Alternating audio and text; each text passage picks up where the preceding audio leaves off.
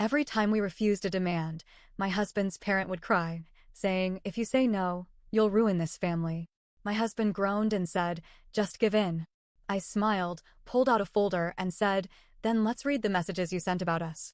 Their tears stopped instantly as their own words betrayed them. I never thought I'd have to do this to my own in-laws, but here we are. For years, my husband's parents, let's call them George and Sylvia, used guilt and manipulation to get whatever they wanted. Every time they demanded something, and we said no, Sylvia would burst into tears. George would cross his arms, shake his head, and sigh like we had personally ruined their lives. And every single time, my husband, Nick, would say, "Just give in. It's not worth the fight." For years, I watched them take advantage of him. But this time, I was ready. It started when Nick and I bought our first home. 3 bedrooms, a yard, everything we wanted. We worked years to save for this. Scrimped, sacrificed, took extra shifts. It was ours.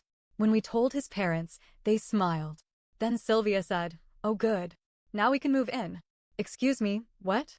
I thought she was joking. She wasn't. They fully believed that we had bought this house for all of us to live in.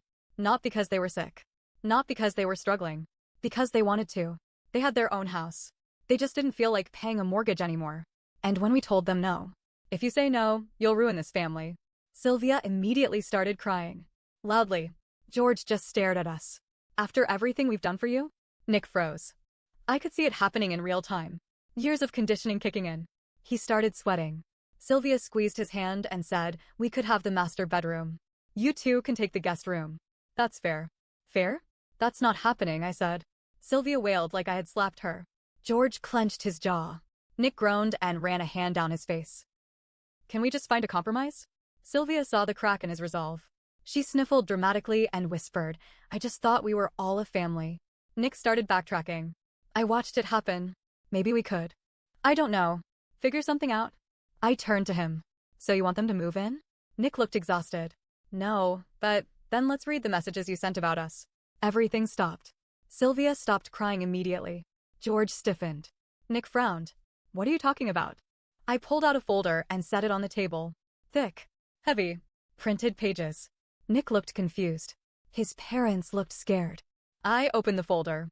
Inside were printed screenshots of every nasty thing they had said about me, about our marriage, about how they deserved this house. Nick blinked. "What is this?" I turned the pages slowly, reading out loud. "Nick is so whipped by that woman. She's stealing him from us. I can't wait for them to split so he'll come home. We deserve that house, not them. They don't even need 3 bedrooms. Selfish brats." Nick stared at the words. His face darkened. Sylvia grabbed the folder and tried to close it. "That's private." George snapped. "You went through our messages?" I leaned back. "Nope. Your cousin sent them to me. Apparently, she thinks your behavior is disgusting." Nick was completely still. He looked at his mother. You said all this?" Sylvia's face crumpled. "We didn't mean it. We were just venting." George gritted his teeth. "This is out of context." I flipped another page. Nick is too stupid to see she's controlling him. His jaw tightened. Sylvia grabbed his hand again. "Sweetheart, you know how I get when I'm upset." Nick pulled his hand away. "How long has this been going on?" George folded his arms. "We were frustrated. It was just words." Nick's voice was ice cold. "You planned to take our house. You called my wife names. You wanted us to break up."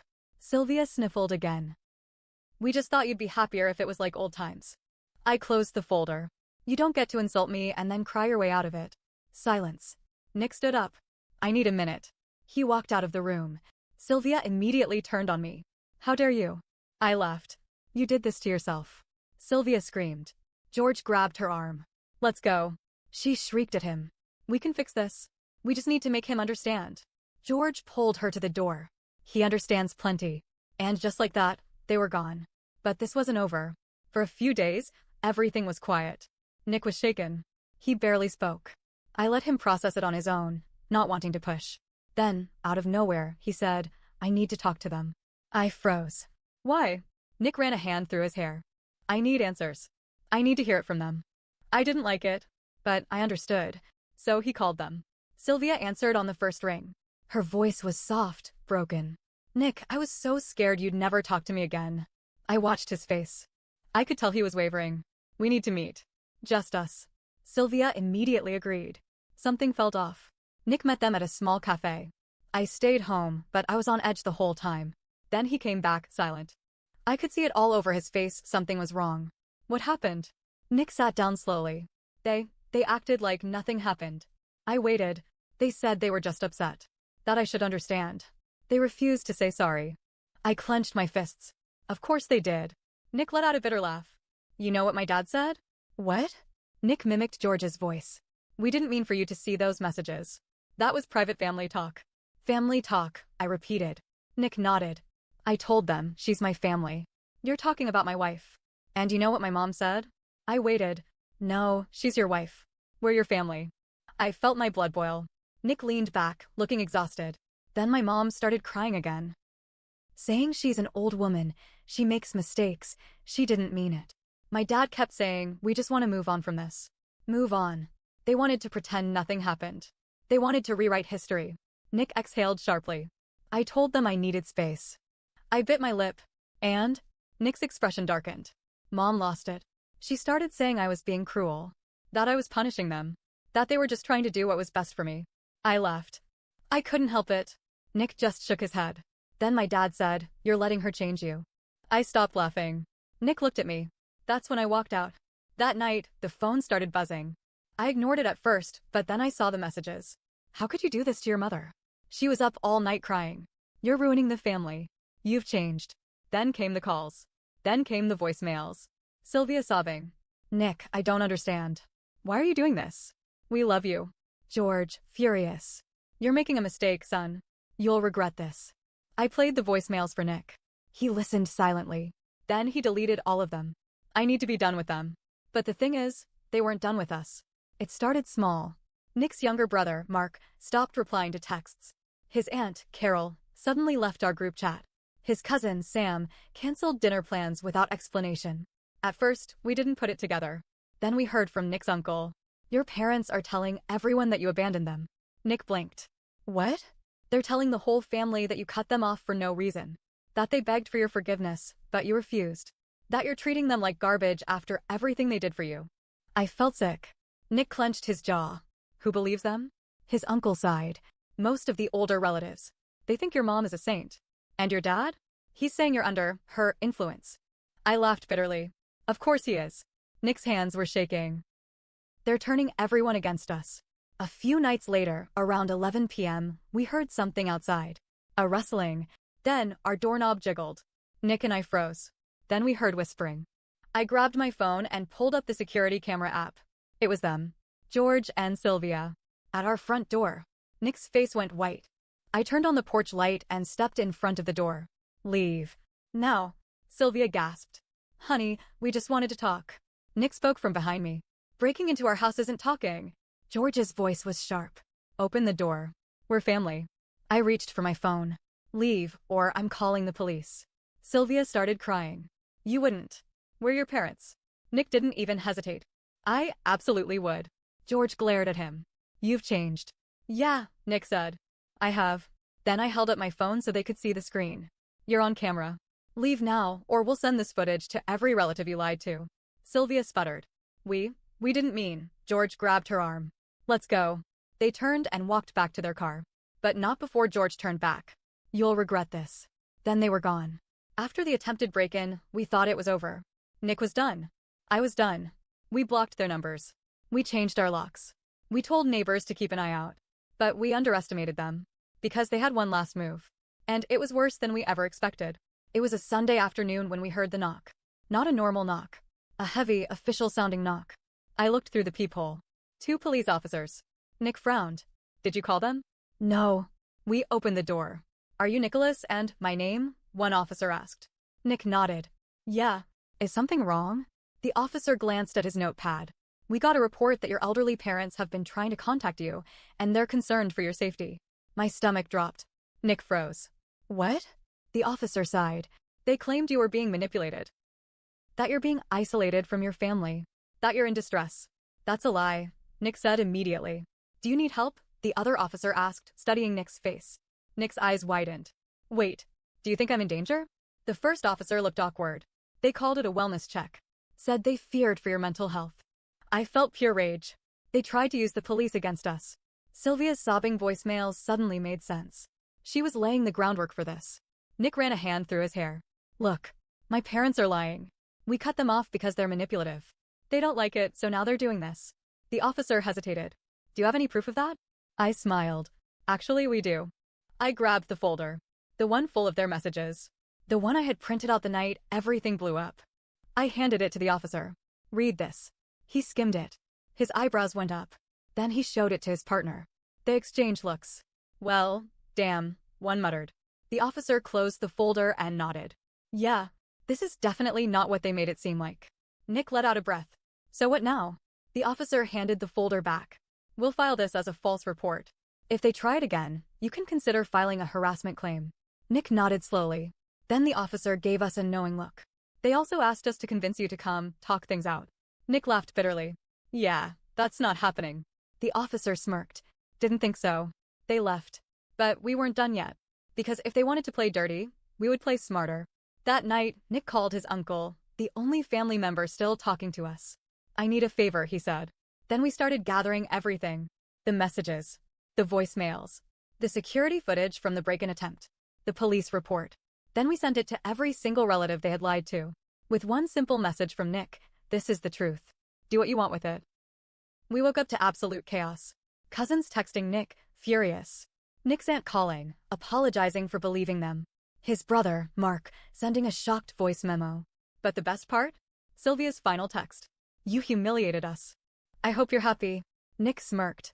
Actually, I am. But then a new message came in. From an unknown number. One sentence. This isn't over. The message, this isn't over. It sat on Nick's phone like a loaded gun. He stared at it for a long time. I expected him to delete it. Maybe block the number. But instead, he said, I'm going to end this. I frowned. Nick, what does that mean? His jaw tightened. I want to see them. One last time. No more texts. No more drama. I want the truth face to face. I felt my stomach twist. You really think that'll help? Nick met my eyes. I don't know, but I need to do this. Nick texted them back. Meet me at the house. Just you two. No one else. No response. But 3 hours later, we heard a car pull up outside. I checked the security cameras. It was them. Nick took a deep breath. Are you coming? I hesitated. Do you want me to? Nick nodded. I need you there. George and Sylvia stood stiffly by the door, looking around like they still owned the place. Sylvia's eyes were red and puffy, but there were no tears. George had that same look he always did, cold, calculated, like he was already planning his next move. Nick crossed his arms. Say what you need to say. Sylvia inhaled sharply. You hurt us, Nick. You humiliated us in front of the entire family. Nick just stared at her. I told the truth. George scoffed. You sided with her. He jerked his chin at me, over your own family. Nick's face hardened. She is my family. Sylvia stepped forward. We raised you. We gave you everything. And this is how you repay us. I snorted. Everything? You mean the constant guilt? The manipulation? Sylvia's head snapped toward me. Stay out of this. Nick held up a hand. No. She stays. Sylvia's lip trembled. You've changed. Nick exhaled. Of course I've changed. I grew up. I stopped letting you control me. And that scares you, doesn't it? Silence. Sylvia looked away. George's face was turning red. We just wanted what was best for you. Nick's voice was calm but firm. No. You wanted what was best for you. Sylvia choked on a breath. We just thought we'd always be together. That we'd stay close. Like a real family. Nick's expression didn't change. A real family doesn't manipulate. A real family doesn't try to control. A real family doesn't try to break up a marriage because they feel entitled to someone else's life. George's fists clenched. You think you're better than us now? Nick took a slow step forward. No. I just think I deserve better than this. Sylvia staggered back like he had slapped her. We're your parents. Her voice was barely a whisper. Nick's voice cracked. And I love you. But I won't let you hurt me anymore. Sylvia finally snapped. I should have never let her into our lives, she screamed, pointing at me. Nick's face twisted with anger. Don't you dare blame her for this. Sylvia was full-on sobbing now, shaking her head. You would have never turned on us if it weren't for her. George suddenly stepped forward, getting right in Nick's face. You're an ungrateful little brat. I tensed. Nick didn't move. His voice was calm. And you're a bully who thought he'd never lose control. George breathed heavily, his hands balling into fists. For a second, I thought he was going to hit him. But Nick didn't flinch. And then it happened. Sylvia let out a high, broken wail, then collapsed onto the couch, shaking. George just stood there, breathing hard, looking lost. Nick let out a slow, shaky breath. It was over. They didn't apologize. They didn't admit they were wrong. They just sat there, defeated, broken, furious in a way that had nothing to do with us and everything to do with losing control. Nick sighed. You need to leave. Sylvia shuddered. Nick, no. His voice was final. I need space. And you need to accept that. George's eyes darkened. We'll see how long that lasts. Nick met his father's gaze, calm, steady, unshaken. Forever. Sylvia whimpered, grabbing George's arm. Let's go. They left without another word. Nick and I stood there, listening to their car drive away. Then Nick let out a breath and collapsed onto the couch. I sat beside him. Are you okay? He was quiet for a long time. Then he whispered, I feel free. I squeezed his hand. For the first time in years, I knew he meant it. Weeks passed. Nick's relatives slowly came around. Some apologized. Some didn't. Some never spoke to us again. Nick was okay with that. Then, one day, he got a letter in the mail. From Sylvia. One sentence. I don't know how to live without you. Nick stared at it. Then he folded it, put it in a drawer, and never looked at it again. Because he wasn't responsible for their happiness. He was finally living his own life.